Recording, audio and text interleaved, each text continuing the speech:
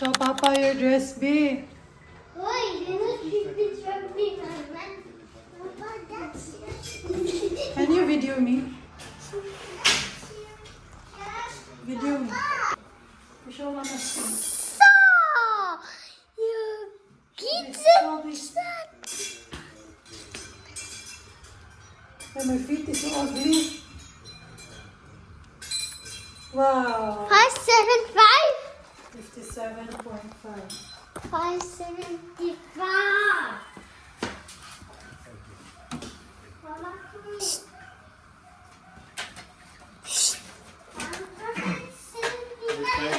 Just hinay the internet. Ano ba? Ay, tungod kay Globe. Murag, whole sibog yun na, mi. Okay, sorry to hear that Arthur is fast, but we received reports that Arthur has issue now. Ha? Ano sa? One of the line na issue. Oo. Ang tibuok ko.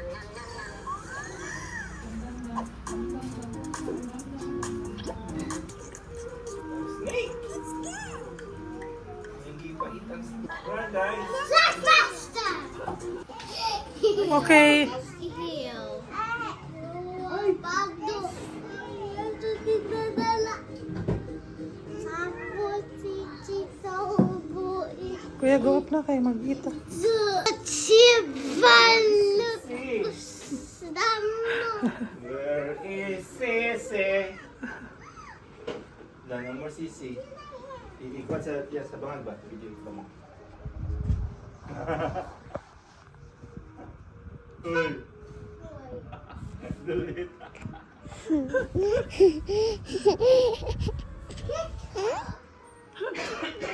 Peekaboo. Good morning. Breakfast tayo, guys. Ayan. Football inside. Ayan tayo. Utan, Bisaya, or Lauwi. And then yung lechon manok kagabi.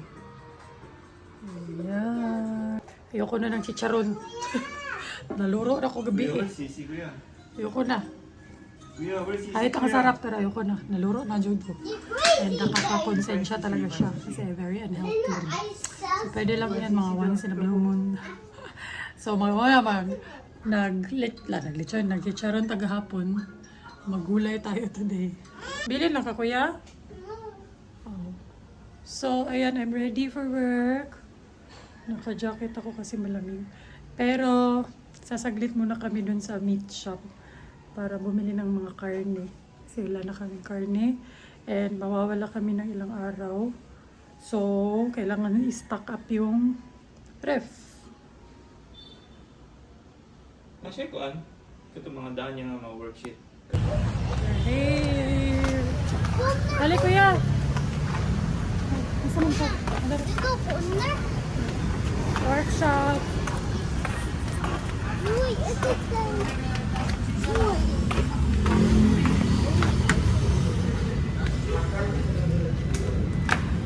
Amoy baboy. Napaka-amoy baboy.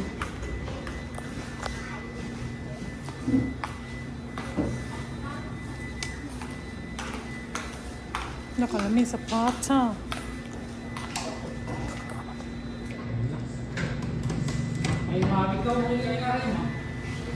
Pugi. Pugi na bata.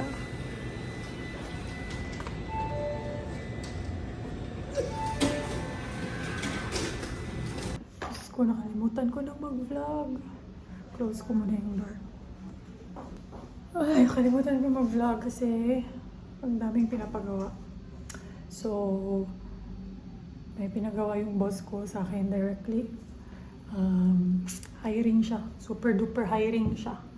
Kaya urgent talaga. So, kaka-approve niya lang.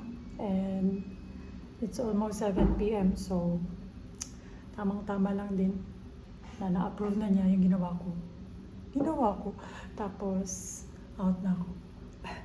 Last day today. Alam niya, sobrang good mood ako ngayon kahit medyo nag-anxiety ako talaga pag nandito siya. Pero good mood pa rin ako kasi last day today. Ang bilis lang ng panahon. Anyway, nawawag akong gutom. Nawala yung gutom ko sa sobrang kabisi. Ganun. Malapit na mag 7 p.m. So, I want to go to my babies. Supposedly, pupunta ako sa Globe. Kasi yung internet namin sa condo, mabagal. Nagreklamo yung guest namin. Parang non-issue ngayon sa Globe na medyo mabagal yung internet. So, sabi ko, tatawagan ko muna yung Globe. Nung tinawagan ko yung Globe, wala naman silang nagawa, ganun. So, anyways, di na ako nakapunta kasi na busy. Tomorrow na lang kasi nga, free day ko. And mamaya pala, pagka uwi ko, mag-i-empake na ako. Kasi nakapag-workout na ako kahapon. So, tomorrow na ulit. Ngayon is mag-workout, mag-i-empake na muna ako ng mga dadalhin namin for Vietnam. And magwi-withdraw din ako ng pera for... Hindi ako magwi-withdraw kasi yung ginagawa namin guys, pag pumupunta kami ng ibang bansa, naglalagay lang kami ng pera sa GoTime na card namin. Yan din yung ginawa namin sa Hong Kong and Taiwan. Naglalagay lang kami ng pera dun and then dun na kami nag-withdraw ng pera sa ATM nila dun sa country na kung saan kami pupunta kasi mas better yung exchange rate pag GoTime or GCash card, hindi yung mga regular mga regular banks natin. Mas okay yung palitan kung GCash or GoTime bank yung gagamitin niyo. So, lalagyan ko na lang yun ng pera yung GoTime namin ni Merloves. And then, hindi na ako mag-withdraw. Mag-withdraw na lang ako for... ang kuan sa travel tax. Maglagot ko magbayad ng travel tax. Travel tax, napakamahal. Travel tax, 1.6. Tapos, anong nangyari sa Pilipinas? Mahal. So, pero hopefully mawala na yun. Diba sabi, nag-ano na sila na iwawala na yung travel tax. Hopefully.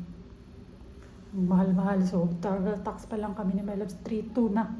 Ang laki nakita ng gobyerno dyan sa travel tax. Tapos ano naman nangyari sa tourism dito? Sa turismo dito. Wala namang nangyari. Yaw-yaw na ko. So, meron akong natanggap from a viewer. Si Jinli. Jinli yung pangalan niya sa Facebook. Tinatanong ko pa kung meron siyang page na pwede kong itag sa stories. Ayan. Nagpadala siya ng Valentine's cake. Mini cake. Ayan. Thank you so much. And then also, meron din siyang pinadalang yung viral na Dubai Chewy Cookie. So, pwede ata kayong umorder sa mga taga Cebu. Pwede umorder of mini cake sa iyaha.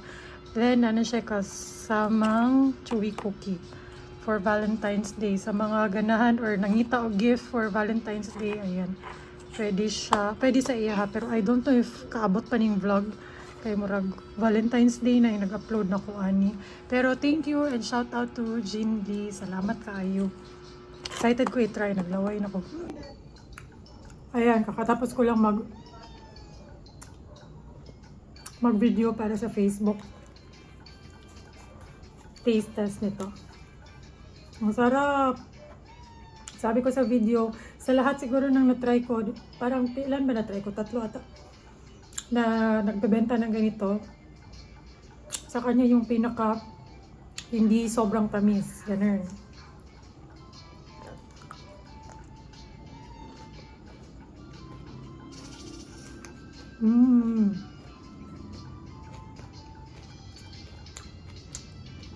Sarap. Hindi pa Valentine's pero kinain ko na. Kasi wala ako dito sa Valentine's Day. Ang sarap. Nawala yung stress ko sa trabaho. Kain mo siya. Ang sarap. Just only 8.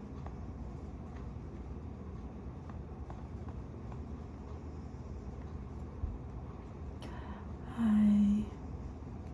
Natutulog na. Ay, natutulog na dito. And nag-edit ako ng vlog. So, konti lang yung clips ko today kasi super duper busy. As in. Ewan ko kung maririnig niyo ko pero sobrang busy kanina sa work to the point na na-stress talaga ako. Pagdating ko dito sa bahay, nag-away pa kami nila. Sobrang stress. Pero, inisip ko na lang, hindi ko na lang dadalhin yung stress ko or patatagalin yung stress ko kasi day off ko na and I have an upcoming trip. Ayokong maging toxic, ayokong maging visit. Kaya kinalma ko yung sarili ko. Ako yung unang nag-sorry. Ako din naman talaga yung may kasalanan kasi nga yung stress ko nadala ko dito sa bahay. But it rarely happens sa work. Ngayon lang talaga kasi may urgent kanina na medyo na-pressure and na-stress ako. Pero it rarely happens na nasa-stress ako to the point na nadadala ko dito sa bahay. So, wala nang impacting naganap. Supposedly mag-i-impake ako ngayon, di ba? For Vietnam. Walang impake na naganap. Tomorrow na lang, Thursday. And I'm so excited for tomorrow. Actually later kasi alas 12 na. Kasi, basta, sobrang excited ko. Malalaman niyo yan sa vlog tomorrow. Kung bakit ako sobrang excited. And sobrang happy, sobrang thankful. Ayan, isa din yan sa sabi ko sa sarili ko, hindi ako magpapaka-stress. Kasi, very blessed ako. Sobrang blessed ako sa life. Kaya hindi ako magpapaka-toxic. Kahit toxic naman talaga ako. Iiwasan kong magpaka-toxic. Kasi ang daming blessings. And ayoko nang masakit sa ulo. So, yan. Lalambingin ko pa yung isa dun. Nagtatrabaho kasi sa Melab sa baba. Ayun lang. So, abang na lang sa next vlog. I-vlog ko yun for sure. And I'm so excited. Thank you, Lord. Thank you for watching this vlog. And sorry kung konti lang yung clips ko for today. Babawi ako tomorrow kasi day off ko na.